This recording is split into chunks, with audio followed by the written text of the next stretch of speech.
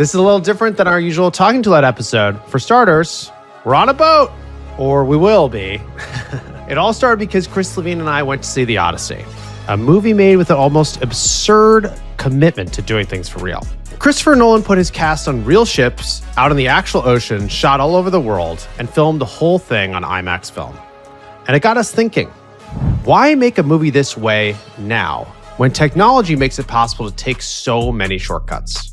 And what can the rest of us making things, especially in a world of AI, infinite content, and increasingly powerful creative tools, learn from that choice?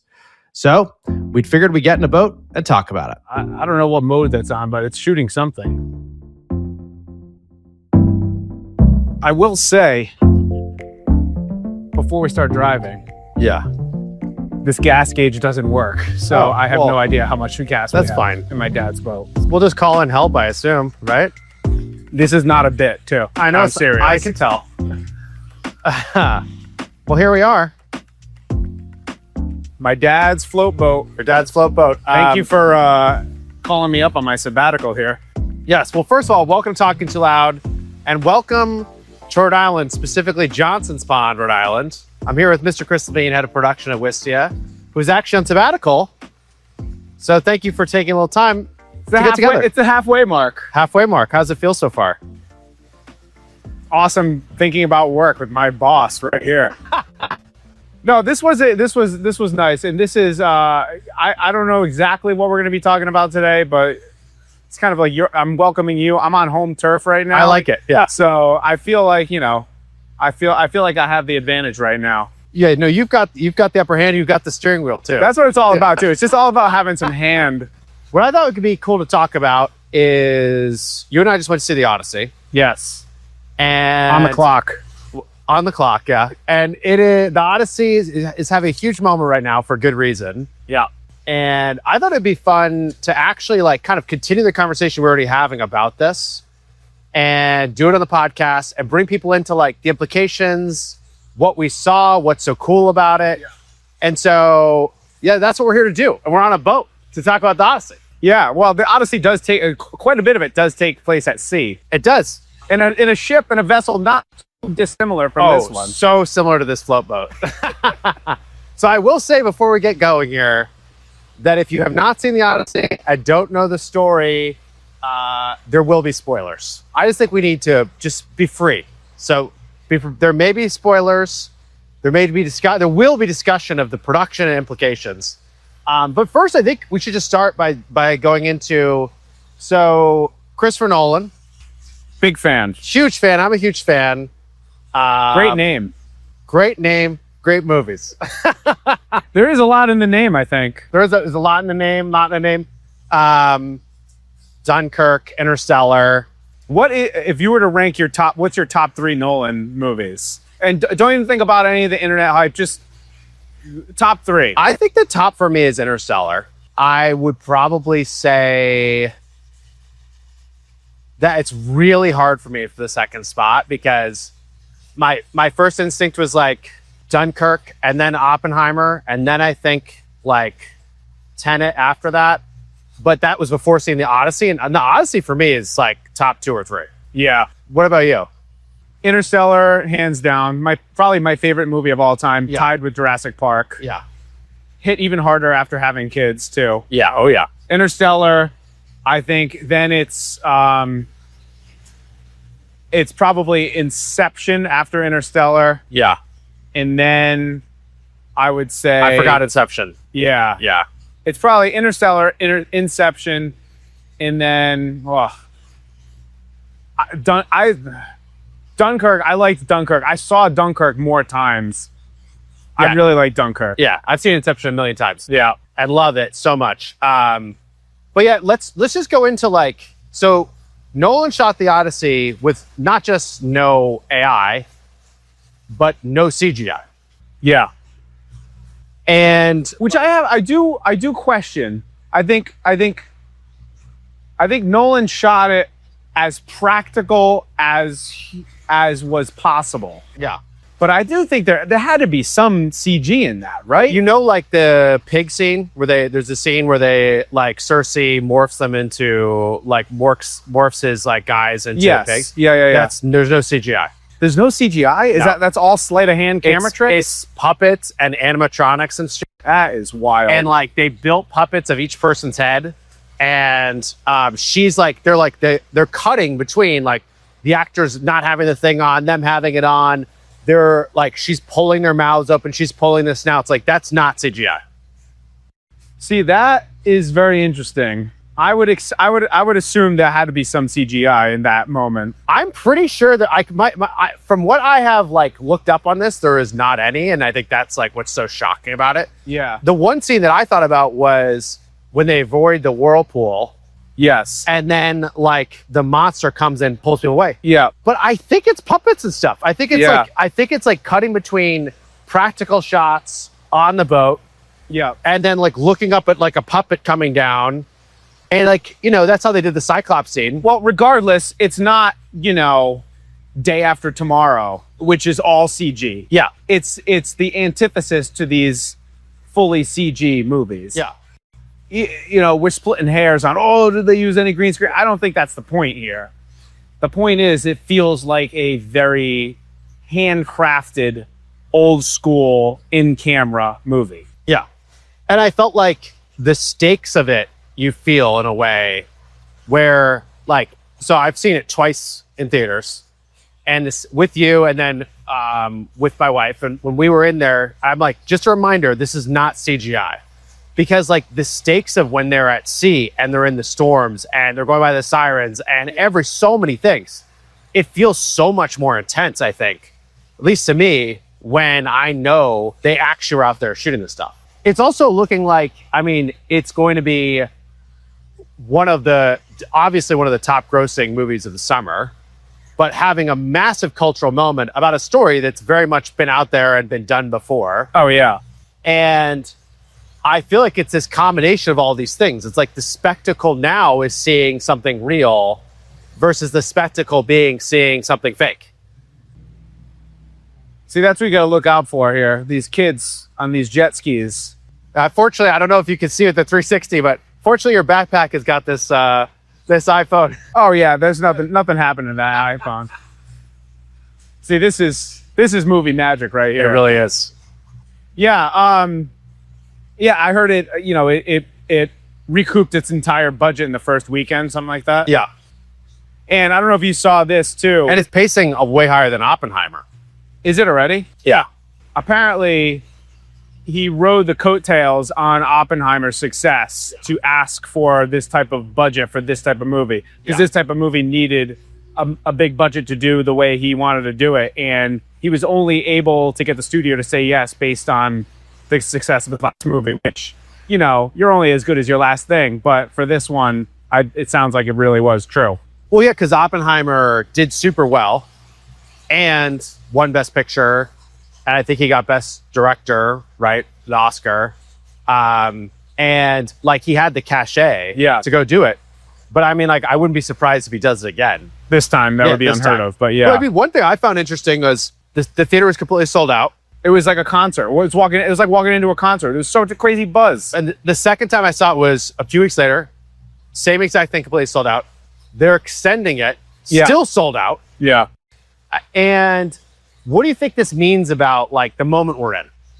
What do you think it means that you can still have a movie that there's no CGI in it, there's no AI? It feels like a lot of the movies when we were growing up, because before social, it felt like more of a monoculture, and people would get excited to go to a blockbuster, to go see, you know, Last Action Hero or like the Top Gun or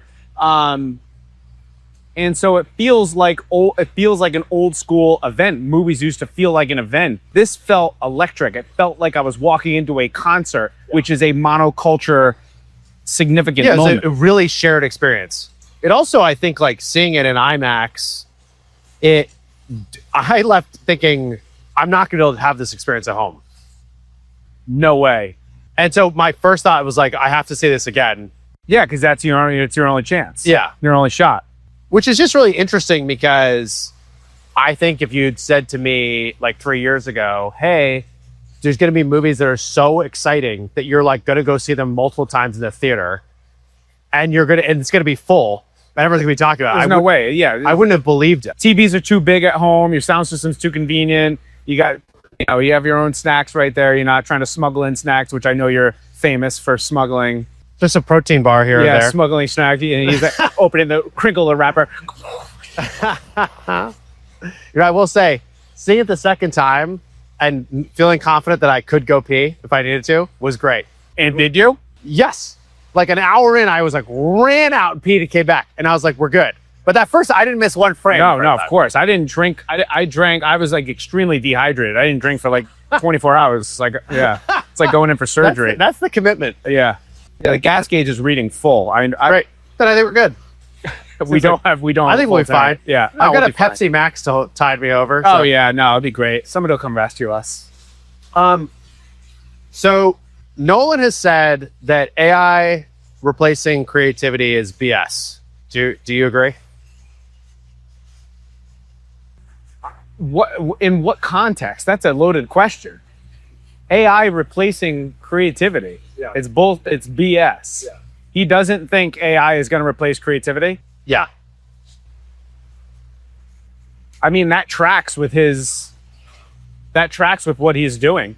Like I wouldn't call this the anti-AI movie. But it kind of is. Yeah. I mean, you could never have predicted this moment when this thing was like greenlit, I don't think. Because what's interesting is like it's so hard to get an AI to give you the true outlier ideas. Yeah. Like it's like a distribution, right? So it's going to bring you the most common things. Yeah. So if you're doing something that's super common, it can be helpful. But if you're trying to find like this Cyclops, we're going to make the Cyclops be 5 stories tall. We're going to do it for real. What that means is we're going to have this like rig that moves a giant boulder. Oh, and by the way, we're going to do it in a cave in the middle of nowhere. We're doing the cave in the middle of nowhere. We're going to have a giant puppet. We're going to have a human dressed as a Cyclops eating, the Cyclops eating other humans, which are going to be toys. And like, the AI is not going to suggest that. Because the opposite of what you suggest, even if you said, give me the hardest version of this. Yeah. It's not going to put you there. It's because it's not what it's designed to do. Yeah. So it is interesting when you really think about like all the creative decisions that the constraints created for them of like, we're going to try to do this as for real. Yeah. Yeah. I don't think an AI could do it. And I think there's like that, I don't know. I keep thinking about stakes, but I also keep thinking about like effort. Like we know you can see the effort. And when it's like seamless and everything cuts perfectly and all these things, like anyone who's paying attention to that can tell there was so much effort put into this, which makes me feel like it's really valuable, which I think is like the thing that stays true even in a world with all this AI. What I don't really understand though is for you and I to appreciate the effort and for people in the industry to appreciate the effort. That's one thing. I don't know if that's filling the seats. Because like that's filling some of the seats and it's probably helping some of the hype machine, but there's something else going on here. And I don't think it's just good marketing. I think AI, it's pervasive and has entered the zeitgeist and the culture. And my dad who's 71 is talking about AI and thinks everything is AI now. Yeah. So like people are aware of that. Yeah. It just is shocking to me that. And I think you're right, but I think it is shocking to me that I think that is one of the draws. That it's the handmadeness of this. Well, I think it's one of them. I don't think it's the only thing. But to your point, everyone seems to think everything's AI now. Like, so I was playing a clip for my kids the other day. Did you see this that went viral of like the puppy that was friends with the duck? No. Okay, we'll put it up. But there's like this like news story. It's a news story, okay, like a golden retriever that was having seizures, and they had to give it a medicine. It really got like, so it seemed like it got depressed, and somehow or other they ended up bringing a duck home and befriended the dog. This is some dark stuff. And they're running around, and like the duck is like its best buddy, and they're like wrestling and they're all this stuff. It looks like an AI thing. It's not. And I'm showing the Carols, and I'm like, look at this. They're like, that's fake. And I'm like, I don't think it is. It's the news story has to go out there and actually report on this thing. Yeah. But their first thought was it was fake. And my kids are 8 and 10. And I've told them, be aware that stuff's fake or not. Wow. I sent a photo of me and puppy Lenny, Yeah. my dog, Yeah. to Zan, your wife. Yeah. She was convinced it was AI. She's like, is this real or is this AI? You look too... So, I mean, if everyone is looking for that in our culture, it does make some sense if like, well, this one's not. So here's But there's another part of this that I think is interesting. But go ahead. Oh, because like, what is this just then the perfect storm of like everyone being aware of AI, everyone being critical of everything being AI, and this movie, a lot of the marketing was around the fact that it was handcrafted by hand. Yeah, I think so. And also that like get a different experience in IMAX, right? Like they leaned really hard into that, which before seeing it, I was not really sure how much better it would be. And then when I'm there watching it and you feel like it's like enveloping you and it's a shared experience, I think that actually was Perfect correct. storm. Yeah, but it's like, so I think it is a combination of really good marketing actually with the product delivering. See this tree? I see that, Trav. It's good to avoid. That's never getting cleaned up. But the other thing that has been on my mind, which I'm interested in your take on, is like, I just keep thinking about what are the signals we look for that tell us that something is worth our time. And like video, up until incredibly recently, was a pretty strong signal something was worth your time. Right. Someone makes a video. There's effort there. There's effort. And I think like the answer we've talked about is like, well, you just need to be authentic. You need to be authentic. And that's going to translate through to getting people to know that what you're saying is like valuable. And I think my opinion's switching, which is like, yes, authenticity is important, but actually what's more important is seeing the effort. And like effort is the key signal. And a lot of authentic stuff showed a lot of effort because you were editing it and lighting it and putting it together and all those things. But then in a world with like a lot of AI, the question is, how can you showcase the effort? That's interesting because that's how Sora died. Because everyone knew how easy it was to make these things. And yes, they were pretty funny. And if you had a good idea, it would be funnier than somebody else's. But they were so easy to make. I was getting bombarded with stuff. And it's like, I don't care. I know that you just prompted this and sent it to me. Why should I even bother? But like, if you go travel somewhere, like I went to Japan in March. I just used this example the other day, but like, and I went to see the 10,000 torii gates in Kyoto. So it's 10,000 gates. These like orange and black gates. It has like some spiritual meaning up and down a mountain. It's a lot of gates. It's a lot of gates. And people tell you when you go, you got to see it. You got to see it. Why? Why do I have to see this? Well, when I was there, I was basically marveling at the human effort to put this together. And I kept thinking like, what was the idea that caused people to think this was a good idea? Yeah. To carry this stuff up this mountain and put it together. And then you think it's like, oh, you're going to Paris, what should you go see? It was like, well, you better go see the Eiffel Tower and you should go to the Louvre and you should go see all the art in there. And it was like, are we actually just like, effort has been the universal language that we've used to figure out what's important or not? Like, go see the Great Pyramids, go see the Taj Mahal. Like, it took hundreds of years to build or whatever. And now AI makes it really easy to not know when there's effort. And so what we want is signals of effort. And if you could show a signal of effort, then you get value. And so there were major signals of effort with this movie, as there were with Oppenheimer. Yes. Because I went crazy on Oppenheimer. Do you know that with Oppenheimer, they used so much of the budget on set design, they accelerated the shoot schedule. So the entire Oppenheimer film was shot in like less than 60 days, which is unheard of. Oh, that's insane. Less than 60 shoot days. Yeah. I'm pretty sure that's the number. And because they blew all their budget on these real world sets, like building Los Alamos, so that they can shoot unfettered. And I think a lot of the same lessons were learned in Odyssey as well. But Odyssey was way more grand landscape wise, so they needed more shoot days. Yeah. But yeah, I think that's super interesting. And it's like approaching the problem the right way is what unlocks how you do that. I also was thinking about like, I mean, we just talked about this on a recent Talking Too Loud, but when we did the Lenny video, Yeah. and when I said the Lenny video, I mean, we made a Pixar style short with generative AI right as it was possible. Yep. It was like literally the week I think you could have pulled it off. Yep. And it was really controversial. It was Very controversial. Lots of people loved it. Lots of people hated it. But one of the most interesting things for me was when we did the live Q&A about that, and Billy was showing his process. Yeah. And he made like 1,500 iterations of Lenny. Yeah. Literally. Oh, yeah. And we realized, and people who were there realized every scene in that short, he was putting in that much effort. The reaction was like, this is amazing. Yeah. And it was like, we basically got to see the effort. And I think the people who understood that effort were like, this thing's awesome. The people who thought it was just one prompt that did it were like, doesn't matter. Yeah. Yeah. So, I mean, there is effort that goes into AI. There is. You think using it properly takes effort. And I think like having the right ideas, the creative approach, like solving problems that people haven't solved before is all like takes effort. I do think it is more of an uphill battle to prove the effort with AI. You need to really know that these tools are not type in a prompt and get a finished, Yes. feature film.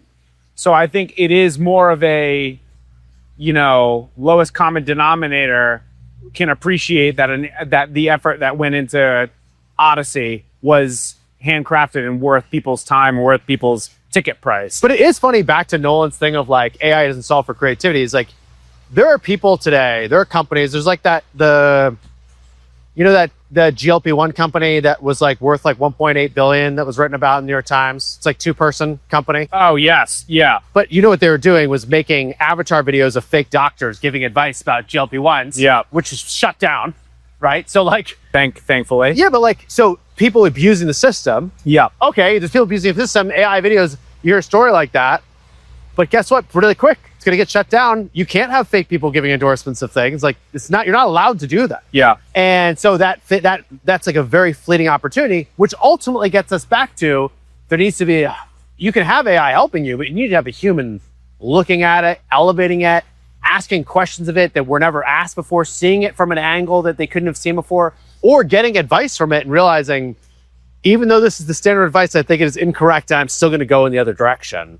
I still, this slot machine, specifically around generative video, have you heard that YouTube's canceling they're deleting thousands of AI slop channels? Yeah. Like these teenagers in the middle of, nowhere in the world, whatever, were making thousands of dollars selling ads on AI slop. People are catching on. Yeah. And I don't know what the end game is on this. But Claude, you saw the watermark thing. Yeah. Now, any text that comes out of Claude is going to have a digital watermark. Yeah. You got the LinkedIn AI feels like AI slop button. I think there is an opportunity to be, and you can bleep this if you want, but I'm going to say I'm on sabbatical, so I'm going to say whatever I want. There is an opportunity to put your flag in the ground about AI slop and about being anti-AI slop from a video and a content perspective. And that is an extremely nuanced stance because, all right, where's the line? Like, can you use transcriptions? Can you use AI to help you edit the video? Or is it specifically just the AI avatars? Can you use AI to train your voice? Like, I think there's a little bit of a gradient there. I agree with you because I think that you're going to use AI in a ton of different ways to help you. Because there's a bunch of parts of the process that weren't super creative. Yeah. That just are helping you. Like, should you allow it to tell you do transcription for you? Can you edit by editing the transcription? Can you have it do a first pass even of real footage? It's incredibly different than generating something that's pure AI. Generating an AI doctor telling you that this new drug is fantastic Exactly. and all my patients are like it. But is it okay if you have an actor or a person who's doing a podcast and misspeaks or says something you can't hear very well, and you dub their voice and tune it up? Tune it up. Like, in my world, I think it probably is okay to do that. That's why it is a nuance. It is a gradient. It's a spectrum. But I do agree with you that I think that like if you're just making AI slop, like that's not going to work, and it's a mistake. It's going to hurt your brand. The scary part is because everyone's so on alert for AI slop, is that the stuff you're making that isn't AI slop at all that people think is. And that's where I think this gets really hard. That's almost the part that keeps me up at night more, is like you do it the other way. And like, how do you showcase the effort so obviously that people are like, yeah, this is an AI slop. Like, wait, and when it's not, like, cause we saw this with old videos. So this AI slop is like, it's not, I was there. We did this. Yeah. And like, that is like, wow. Yeah. And so, I mean, that is why there is the behind the scenes vignettes and the Apple's doing, you know, made by humans. And then click here to watch the behind the scenes. And even if you just watch a couple frames of that, you're like, oh, okay. Like that registers totally. And I don't know if that's doing a behind the scenes on everything is the answer. I don't know. I mean, here's the funny thing about that. Let's say you do it behind the scenes on anything important. And then, does it need to get as many views as the other thing? I don't think so. Yeah. Because if it gets the right people to see it, then they're going to defend it. They're going to tell others about it. Yeah. And like, but like, that is a nuanced take, which is just like, hey, do it for real. Use AI where it helps, but don't make AI slop. Show the behind the scenes to prove that you did it, and know that like that's got to be in the link of the description. It's like you're basically, it is harder. You want to do it for real and you want people to pay attention, you got to make 2 videos every time instead of 1. All right. So how does this apply to people making their next product video or their next front page video? Because I've been out of the office for now 2 weeks, and I haven't really thought much about video at all. Yeah. But I'm thinking a little bit about it now. And before I went out, I was really struggling with knowing what the company and what Wistia needed from me. Yeah. Before all this, the rise of AI, I was very confident we needed this culture video. This video needed this moment to break it up and be comedic. This product video needed to be very straight ahead, screencast driven. Right now, I don't know what people want. I don't know if people want to see extremely long, drawn out screenshots of the product with no fluff whatsoever so that they can actually understand how the software works.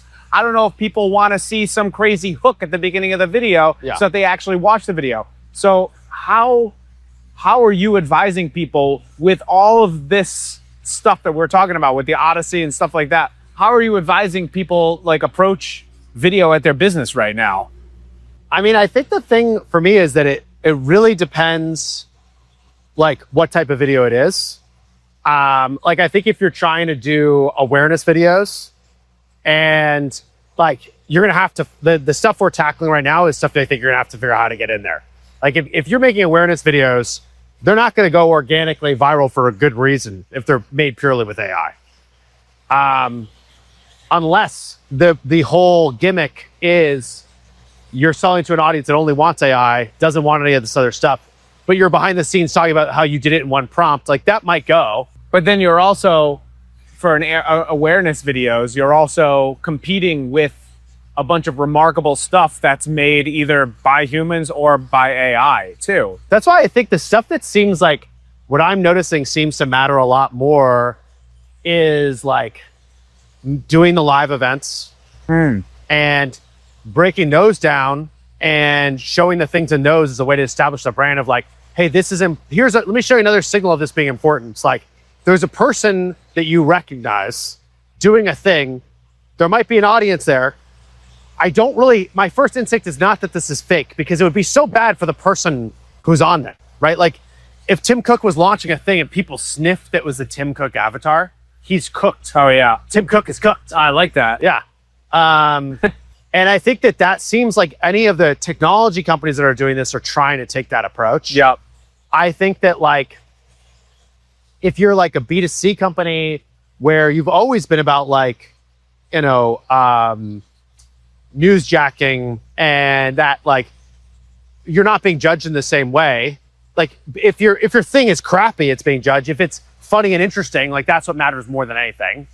But I think as you get deeper in the funnel, I think it gets easier, which is just like showcase ways of showing the effort. Like I don't think that there's even videos probably where like it doesn't matter that much if there's AI in it. If it's like a a walkthrough video that like a very small of your customers are going to see, but it's really descriptive and it helps solve your problem. The support video, I don't think you really care there. It might annoy you, but like you don't really care if it solves the problem. Versus like if you're making videos that are communicating with your team, people care a lot if there's AI in that video. Yep. I mean, we're seeing just right this week, someone shared in the senior management Slack room, like a thing on basically like you can't be sharing AI writing and like do a big analysis and share just the AI writing version because everyone discounts it even if it's correct. Yep. So you have to actually do even if you have gotten some amazing insight by using AI, you have to synthesize it yourself. You have to highlight the important parts. Like if you don't do that, people aren't going to give it the like time and attention that it deserves. That's the stop AI slop in Slack. Yeah. Love that. And like I just saw Clay, which is like another software AI company, just released that they had to do the exact same thing because now it's people are getting all these insights, but which part of this insight is the most important? Like we have a limited amount of time to do things. Like you have to do the hard work of being the editor. And I do think that we're going to see, I think we're going to see a big return on all of this. And so for videos, it's like the same thing. It's kind of like if you're making AI slot videos that your sales team is making, it's not going to work. Yeah. And if they sniff it, it's not going to work. Yeah. But it's so tempting. It's so easy. And it might be fine to prove out a video. Yeah. But I think it's like, look, we don't get a lot of credit for this, but like a lot of our editing tools, right, are not videos to help you make AI slop. There are videos to help you make a human video better with AI. Yep. And I would suggest like attempting that first is if you're gonna make, there's gonna be an infinite number of places where people want to have a walkthrough. They want someone to explain something to them. And I think the hard part is figuring out like, should this be short? Should it be long? Should it be on a boat? Should it be at your desk? Should it be with a phone? Like it's actually scripted, unscripted, all of that. There's a million creative decisions that matter. And I mean like in a weird way, like your job, I think was easier 10 years ago, but I think your job is more important now. Like I think the video producer who has great tastes, their job is far more important today than it was before because of all of these changes. Oh, my job was way easier 10 years ago. Yeah. Just by having a video that was half decent, that maybe had a little bit of humor in a B2B video, that was it. That was all you needed. Humor is still hard. AI is not good at humor. No, it's pretty bad actually. Because like humor is like of the moment. Like to have something that's really funny today, you have to be aware of the stuff that's happening around us and like where the culture's at and all these things. And that's not a thing that AI is good at doing. Yeah. And I wouldn't be surprised if it just stays that way. Yeah. I mean, that was a really long answer, but I think it's the truth, which is like creativity matters more. You have to think about where in the funnel it is. There's an insatiable need for content. Like that's what's crazy. That has changed. Like, right? Everybody wants the option to watch something. Yeah. You're not always going to do it, but like you want to watch or you want to read or you want to listen. What is it about the Odyssey that like I don't get the cultural hype around it. It doesn't make sense to me. Is it because so many people, it's probably a lot of things like we're talking about. It's the intersection of AI and handmade stuff in the culture. It's Oppenheimer doing so well. It's almost like a surreal moment for cinema that it's doing this well. I can't think of another movie that's done this well that has created that type of buzz. Yeah, I mean, you know what I was thinking about was this is the guy that made Memento. Yeah.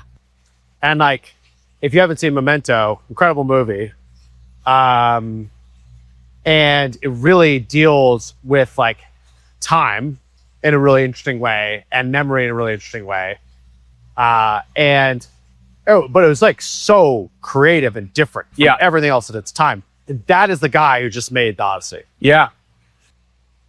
Which in many ways like a very traditional movie, traditional story. Yeah.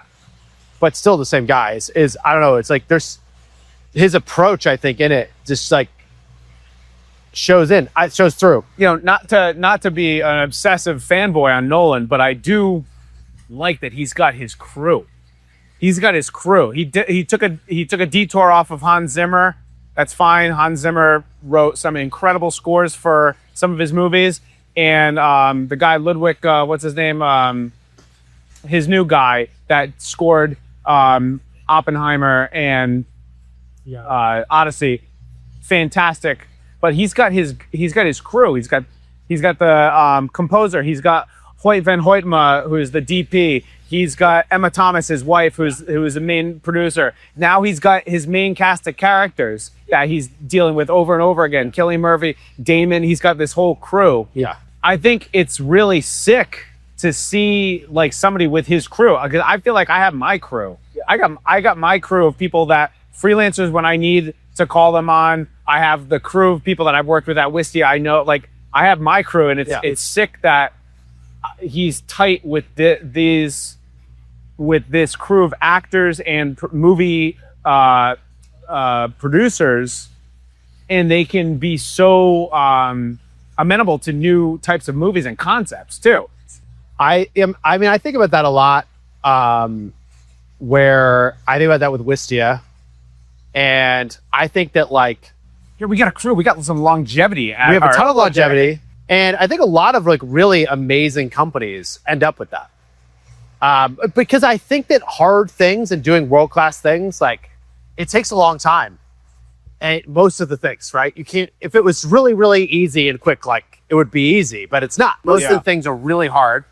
And then having a crew that has like a very high level of trust and understanding, knows how to have everybody working at their best, you know, and it's certain things that, like, yeah, you should get better at, and certain things don't get better at. Don't worry about it. Like, someone else you don't have to learn how to shoot or like also do music. Please, do the thing you're world class at the moment that I need you to do it. Yeah. And I do think there's a lot of like unspoken language that ends up forming in these like world class teams.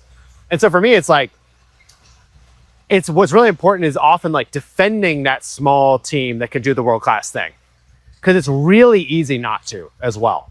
And yeah, I think Nolan clearly has done that, but a lot of the greats in filmmaking have done that. I think a lot of the greats in software have done that. It's just like they figured out, oh, this tiny crew with the right team was able to do all these unbelievable things. I mean, Apple, right? With like the Johnny Ive days, Steve Jobs, there's like the famous like design team at Apple. There was like 7 people that was behind so many of the core unbelievable products over a very long period of time. Now, is Apple 7 people? No, it's like tens of thousands of people, but they figured out a way to have that crew doing world-class work that was like amplified, magnified, improved by everyone around them. Yep. It's also why I think like often like small teams can outcompete big ones. Because if you get the right combo with the small team, you can run circles around a big team that doesn't have the like right vibes and the right connection and the right communication, and you know, it's like a group of soldiers, you know, trying to beat a giant, you know, Cyclops. Exactly right. Just like a group of soldiers in a cave trying to find their way out. Yeah, they got to sacrifice a couple guys to get out. It's just like that. And you got the sheep and everything. And you've got that really good cheese. Oh, fantastic cheese, just everywhere. Spoiler alert. Spoiler alert. Get the most cheese. Of the Odyssey is about cheese and food.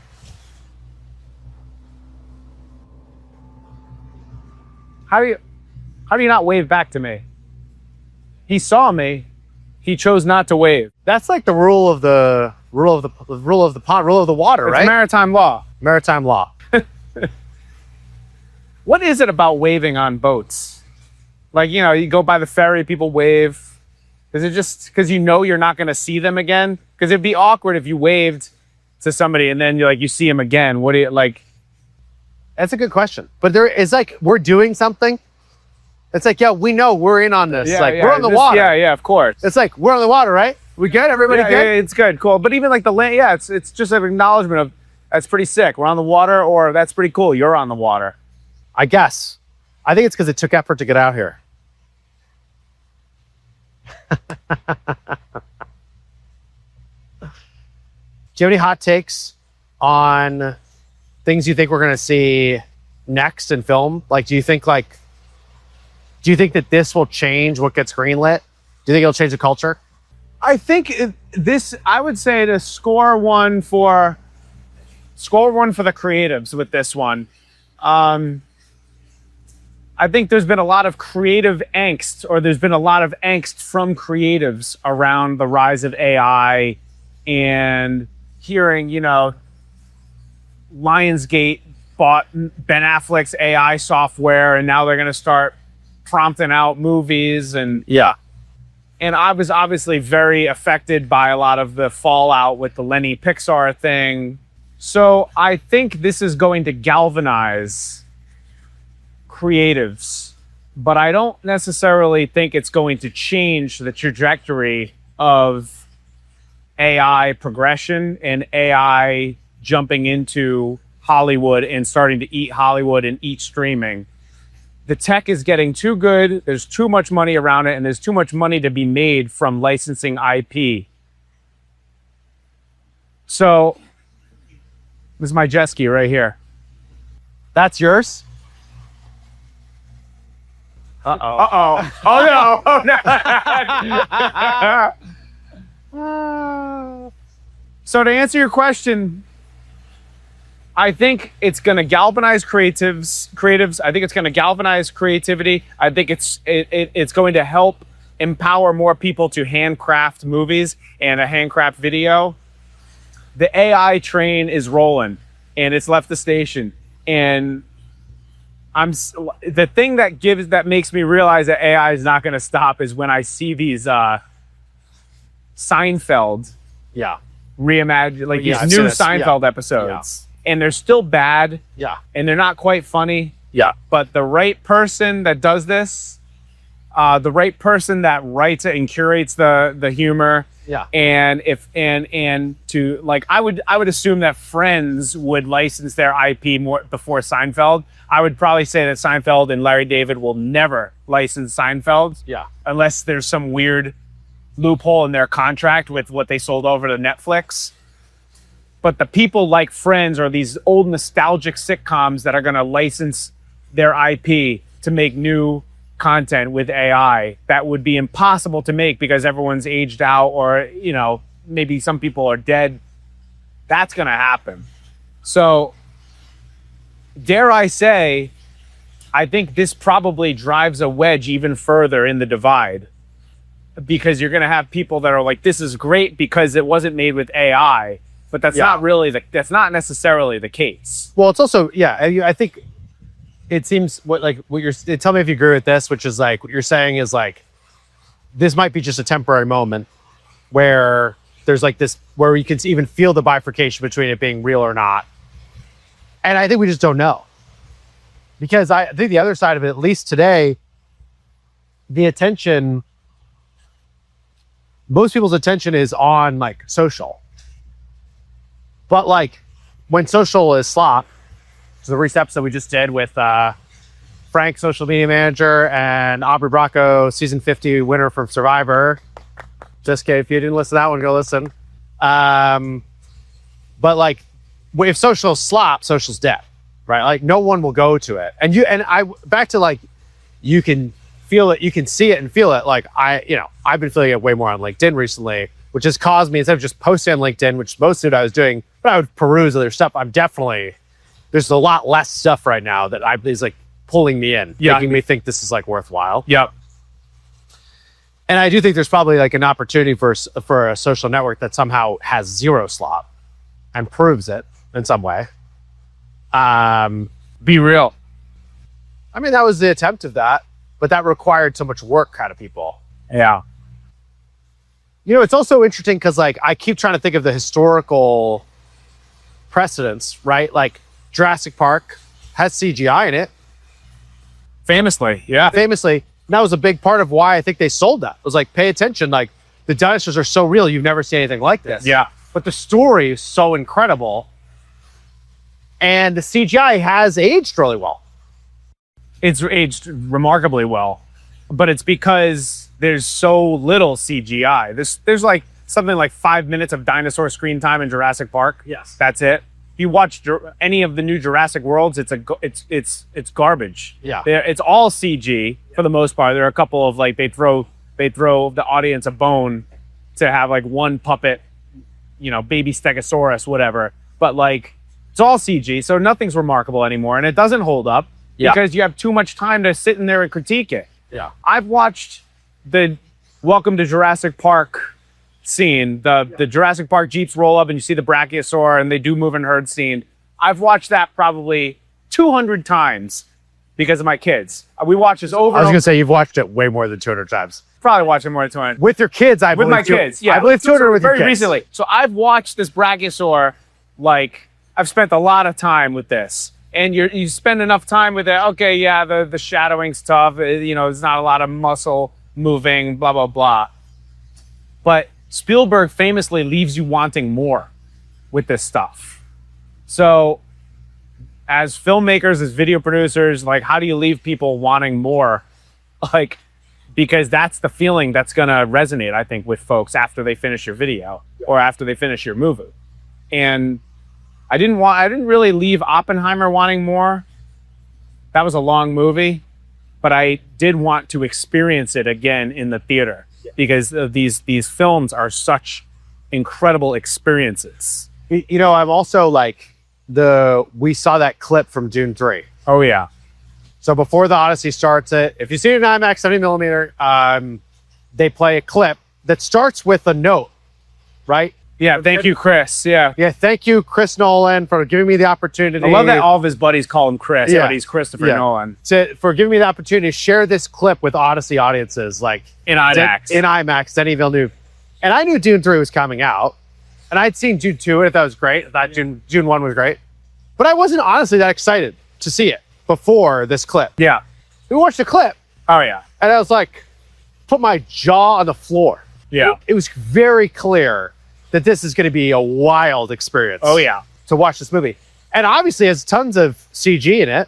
Oh, tons of CG. It's like, but it's like the Saving Private Ryan scene, the D-Day scene in space. But I think but it's so interesting because like, is there like, what's the lesson in that? Is like, it had the note at the beginning. It's like Denny being familiar with like Crystal, it's his buddy. It had the note. It's telling us a special huge. thing. I didn't really pick up on that. The Me note either. is It's just I huge. experienced it, but it's a huge deal. And then when you watch the clip, it's so engaging. And watching it in IMAX, I'm like, I am seeing Dune 3 in IMAX. The thought I had was, I felt like we almost didn't book the tickets early enough to see the Odyssey. And the first thought I had was like, we have got to book these tickets. I got you. Don't worry. I got you. I know you do. But like, that was the first thought I had. I know you and I. We were like mouth agape for that. Like, Yeah. and the movie hadn't even started yet. Yeah, just, I mean, a lot of this just seems like, I think it's like, you're going to tell me this is too optimistic, but I feel like it's like, creativity's never been more important than it is now. Because all the slop is the same, and you can smell it.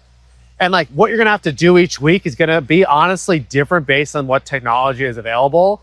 But the people who are the most creative, who have the right license, because you do need the license to do it, they're going to be able to attack these problems and come up with like unbelievable things that actually will maybe, in terms of standing out, like there's not going to be as much of that. There really isn't.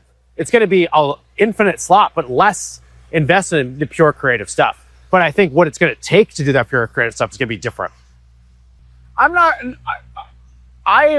gonna poo-poo that idea. I know I've accused you of being overly optimistic on stuff, but I appreciate that take, and I hope that you're right. I just think we're going to see tons of examples of people making slop that works. And so everyone's going to want to do that. And it's like, well, it might be the moment, might be that GLP-1 thing. Like, it may not actually be. There's a lot of reasons why that might be really fleeting and not applicable to others.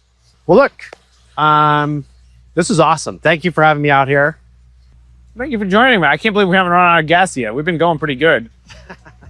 It still says full, but I know it is not full. This has been broken all summer. Well, I don't know where we are, but I assume you know most of these people.